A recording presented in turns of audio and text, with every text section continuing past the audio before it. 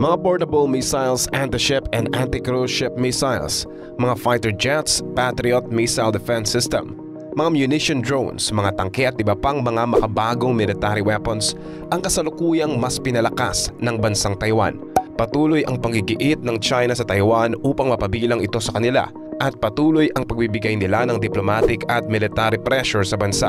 Mas lalo pang tumindi ito nang pumunta ang Pangulo ng Taiwan na si Tsai Ing-wen laban sa mga babala mula sa China upang magtagpo kasamang tagapagsalita ng US House na si Kevin McCarthy sa California noong nakaraan. Ang agresibong militar na tugon ng Beijing ay naramdaman sa buong mundo sa mga aksyong nagpapalakas lamang sa takot na ang komunistang pamahalaan ng China ay maaaring maghanda upang sakupin ang kanilang kapitbahay na may demokratikong pamamahala. Isinagawa ng People's Liberation Army ang simulasyon ng pagsalansan sa isla. Nagpadala ng isang aircraft carrier at 12 barkong pangdigma upang palibutan ito at nagpadala ng higit sa 100 ng mga eroplanong pandigma sa kanilang teritoryo ng panibagong depensa sa loob ng 3 araw na pagsasanay pang-militar. Ang ruling Communist Party ng China na itinuturing ang Taiwan bilang bahagi ng kanilang teritoryo kahit hindi pa nila ito kontrolado. Inilarawan ang mga pagsasanay bilang joint precision strikes na dapat magsilbing serious warning against the Taiwan separatist forces. Kamakailan lamang pinabot ng Taipei sa publiko ang pinalawak na yugto ng mga panahon ng mandatory military service mula sa 4 na buwan patungo sa 1 taon at pinaigting ang pagpapaunlad ng kanilang pambansang programa sa mga kasangkapang pandigma upang palakasin ang kanilang kakayahan sa laban. Dahil sa delikadong geopolitical situation nito sa harap ng China, nagsasagawa ang Taiwan ng iba't ibang hakbang upang ipagtanggol ang sarili at tiyakin ang kanilang pambansang seguridad. Kasama sa mga hakbang na ito ang mga diplomatikong pagsisikap, pagsasanay sa militar, pagbili ng mga armas at pagpapaunlad ng kanilang mga pambansang kakayahan sa depensa. Ang kamakailang usapan sa Amerika upang magtatag ng contingency stockpile ng mga munisyon sa lupa ng Taiwan ay isang mahalagang hakbang sa pagpapalakas ng kanilang kakayahan sa depensa. Alamin natin ang ilan sa mga armas at kakayahan. Una, portable missiles, Stinger at Javelin.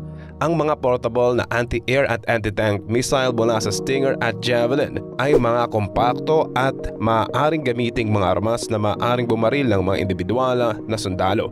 Ang Stinger ay isang missile na maaaring mag-target ng kalaban na eroplano, samantalang ang Javelin ay isang portable na sistema ng anti-tank na armas. Ang mga armas na ito ay maaaring magbigay ng paraan para sa Taiwan upang ipagtanggol ang sarili laban sa mga aerial na banta at mga armored na sakyan.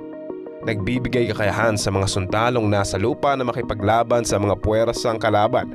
Ang kanilang portabilidad at kahusayan sa pag-deploy ay magiging mahalaga sa isang senaryo na hindi pantay na digmaan. Ang FIM-92 Stinger ay isang sistema ng pamamahala ng ere para sa tao, manpads, na dinisenyo upang labanan at sirain ang mga eroplanong mababa ang lipad at mga helicopter. Ito ay isang missile na maaaring i-fire sa balikat na may saklaw na ilang kilometro. Ang mga Stinger ay may napakakaaya-aya na paggalaw at maaaring operahan ng isang sundalo lamang. Ang mga missile na ito ay epektibo laban sa mga eroplano at helicopter, kaya sila ay isang mahalagang yaman sa pagtatanggol laban sa mga air attack. Sila ay kilala sa kanilang portabilidad, kahusayan sa pag-deploy at kakayahan na labanan ang mga target sa iba't ibang kondisyon. Pangalawa, M1A2T Abrams tank. Ang M1A2 Abrams ay isang modern main battle tank na ginagamit ng iba't ibang bansa kasama ang Amerika.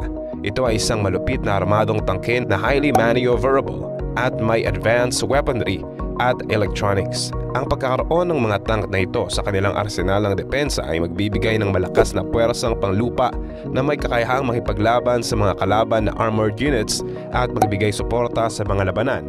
Ang mga tank na tulad ng Abrams ay mahalaga sa pagpapanatili ng dominasyong panglupa at pagprotekta sa mga importanteng posisyon.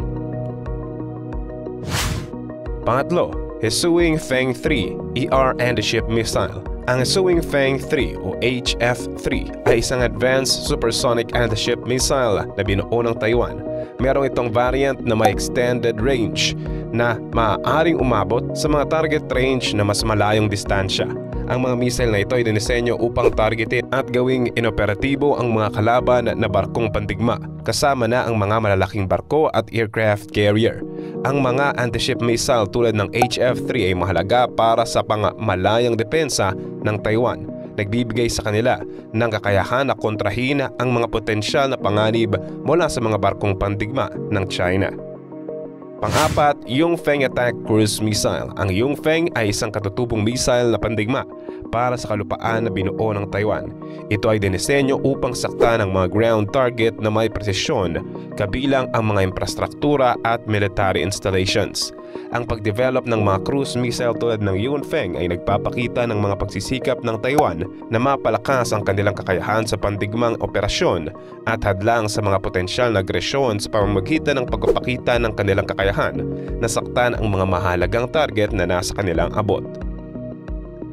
Pang-lima, F-16 fighter jets. Naka-acquire ng F-16 fighter jets ang Taiwan mula sa Amerika na mga versatile at multi-role na aircraft na may kakayahang mag-conduct ng air-to-air combat at ground attacks. Ang mga fighter jet na ito ay nagbibigay sa Taiwan ng air superiority at kakayahang ipagtanggol ang kanilang espasyo sa himpapawid mula sa mga potensyal na banta.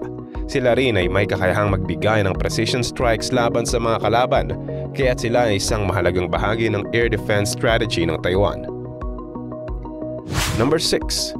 Patriot Missile Defense System. Ang Patriot Missile Defense System ay dinisenyo upang salansangin at sirain ang mga paparating na missile at eroplano ng kalaban. Ito ay naglalaro ng mahalagang papel sa pagprotekta ng mga strategic sites at population centers mula sa mga missile attack. Kung ang Taiwan ay magkakaroon ng mga banta ng missile mula sa China, ang epektibong missile defense system tulad ng Patriot ay makakatulong na bawasan ang pinsalang dulot ng mga ganitong atake. Number 7. NASAMS o National Advanced Surface-to-Air Missile System. Ang NASAMS ay isang ground-based air defense system na may kakayahang mag-launch ng medium-range na mga missile tulad ng AIM-120. Ang sistemang ito ay magbibigay ng paraan para sa Taiwan na tustusan ang mga eroplanong pandigma ng China mula sa malalayong distansya na nagpapalakas palalo sa kanilang kakayahan sa depensa sa himpapawid. Ang pagdepensa laban sa mga kalaban na eroplano ay mahalaga para sa pagpapanatili ng air superiority at pagprotekta sa mga mahalagang infrastruktura. Number 8. Loitering Munition Drones. Ang mga loitering munition drones na kilala rin bilang suicide drones ay mga drone na dinisenyo upang magdala ng pampasabog at targetin ang mga matataas na halagang assets ng kalaban. Ang mga drones na ito ay maaaring ilunsad ng isang sundalo lamang at may kakayahan na autonomously na makakilala at mag-engage sa mga target. Ang pagsasama ng mga drone na ito sa kanilang estratehiya sa depensa ay magbibigay sa Taiwan ng paraan upang saktan ang mga importanteng pasilidad ng kalaban at sirain ang kanilang operasyon. Number 9. Anti-armor at anti-ship weaponry. Ang mga armas na ito tulad ng mga anti-tank missile at anti-ship missile ay magiging mahalaga para sa pag-counter sa mga armored vehicle at naval vessels ng China. Ang hindi pantay na digmaan ay umaasa ng pag-exploit sa mga kahinaan ng kalaban at ang pagkakaroon ng mga spesyalisadong armas na maaaring epektibong mag-engage sa mga mataas na halagang target tulad ng mga tank at barko ay maaaring mahalaga sa pagkapaliban o pagsusupil sa potensyal na pananakop. Number 10. Mobile Radar Systems. Ang mga mobile radar systems ay may mahalagang papel sa electronic warfare sa pamamagitan ng pagtukoy at pag-track sa mga eroplano ng kalaban, missile at iba pang airborne na banta. Sa tulong ng mga military systems ng Amerika, ang mga radar na ito ay makakatulong sa Taiwan na mag-collect ng kritikal na impormasyon at mapabuti ang kanilang awareness sa sitwasyon sa panahon ng kaguluhan. Ito ay magbibigay daan para sa koordinasyon ng mga pagsisikap sa depensa at pagpapalakas sa kabuuang kahusayan ng air defense strategy ng Taiwan. Sa pangkalahatan, ang pagbuo ng contingency stockpile ng mga armas at kagamitan ay magpapalakas sa kakayahan ng Taiwan na ipagtanggol ang sarili laban sa potensyal na banta ng militar ng China. Ang mga armas na ito sa kanilang portabilidad, kausayan at epektibong paggamit sa mga senaryo ng hindi pantay na digmaan ay maaaring maglaro ng malaking papel sa pagpigil sa agresyon at pagpapalakas seguridad ng isla. Bukod dito, inanunsyo ng White House noong Biyernes na magpapadala ang administrasyong Biden ng ilang package ng mga armas na nagkakalaga ng $345 million mula sa mga stockpile ng US na hindi kasama ang approval ng $619 million para sa mga potential arms na kasama ang mga missile para sa kanilang fleet ng F-16 fighter jets. Ito ay ang unang pagkakataon ng US ay nagpapadala ng kagamitan sa Taiwan mula sa kanilang sariling mga stock gamit ang Presidential Drawdown Authority. Inaprubahan ng Congress ng Amerika ang palagiang drawdown package na nagkakahalaga ng mga $1 billion para sa Taiwan sa Annual Defense Bill na naipasa noong nakaraang taon para sa fiscal year 2023. Ang pagkuha mula sa mga inventory ng US ay isang mabilis na paraan upang ilipat ang kagamitan gaya ng ipinakita ng mahigit na 40 na mga drawdown na pinadala ng administrasyon sa Ukraine mula August 2021. Ang mga drawdown ay nagwawalang bisa sa proseso ng foreign military sales na maaaring tumagal ng mga taon upang ma-deliver ang mga armas at kagamitan.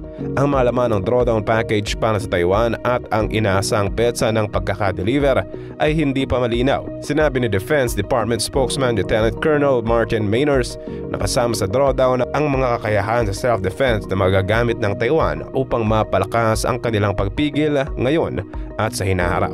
At idinagdag niya, systems included in the $345 million package address critical defensive stockpiles, multi-domain awareness, anti-armor and air defense capabilities.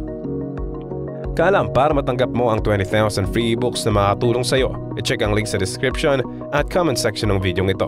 Ang paglipat ng kagamitan ay bahagi ng pangako ng Amerika na suportahan ang self-defense ng Taiwan upang pigilan o tigilan ang posibleng pag-atake ng China. Ine-develop ng China ang militar na kakayahan na sakupin ang Taiwan hanggang sa taong 2027. Bagamat sinasabi ng mga mataas na opisyal ng Amerika na hindi nangangahulugan na desisyon ng China na umatake o sakupin ang Taiwan, the decision-making process would still have to occur, sabi ni Joint Chiefs of Staff Chairman General Mark Milley noong nakarang buwan. You want to make sure every single day President Xi wakes up and says today's not that day, and that decision never comes. That's the whole essence of deterrence, dagdag nito. Malamang na magiging sanhi ng pagkaganit sa Beijing ang pagbalita.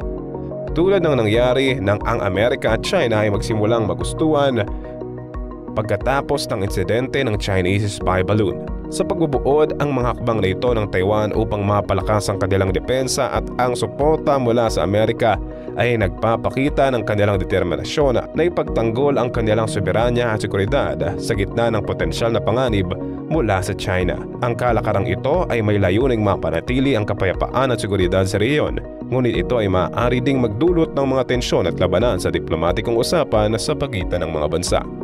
Kalam, anong masasabi mo sa ating nakakamanghang topic ngayon? At antayin kong sagot mo sa comment section. Huwag mong kalimutang i-like ang ating video at mag-subscribe ka na rin sa ating channel. At siguraduhin na panoorin ang next videos. Siguradong magugustuhan mo. Ito ang inyong Kalam na nagsasabing, knowledge has beginning, but no end.